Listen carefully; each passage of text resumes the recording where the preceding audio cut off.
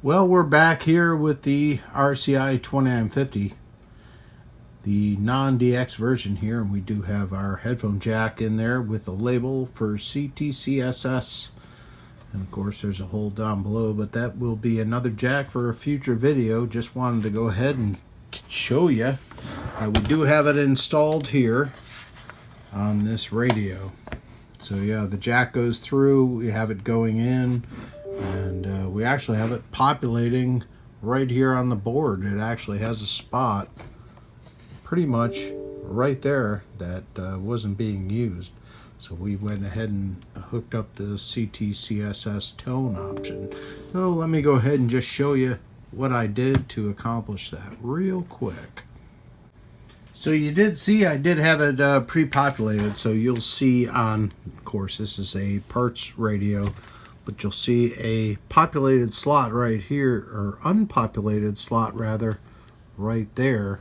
So that is where you need to work on adding your CTCSS tones. So let me just go ahead and show you what I came up with for mine. Of course I have not finished it, so I still have to add it to the actual encoder, but this is the jack and it is wired out this way on mine. But yeah, once that's done, pull it out, no big deal. When you want to use 10-meter repeaters, go ahead and plug it in.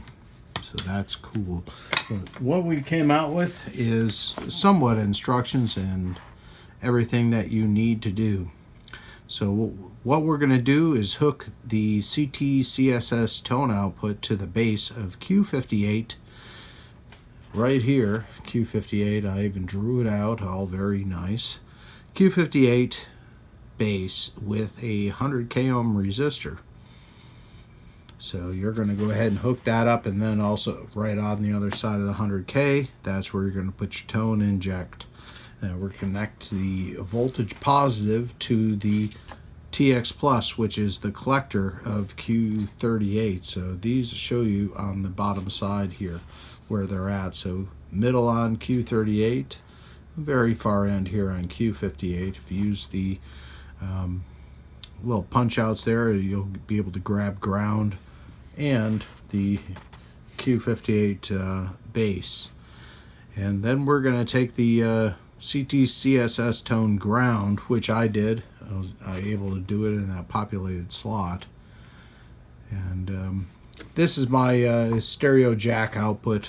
I know it looks like a terrible picture, but we're using, which is odd, but black is the tip. That's where I'm doing that. Tones injecting in between there, and then our shield and negative is on the other side there. Of course, I also pin out the stereo jack to make sure I'm doing it properly. But yep, that's pretty much the basic instructions for the non-DX RCI 2950, 2970 non-DX models. So you can definitely go ahead and add a jack to your radio there, label it up. Of course, you can ride the line of this SWR bridge board here, so you can put in about 3 or so right there, and that bridge has enough for you to be able to label each one individually. So I'll probably put one more down here, maybe something else, but yep, just to show you, we do have CTCSS tone option installed on this one. So we got to do it a couple other ones that I have here, same instructions. But all right, we'll see you in the next one. Do appreciate it. Eric, Techstuffs 73s, y'all.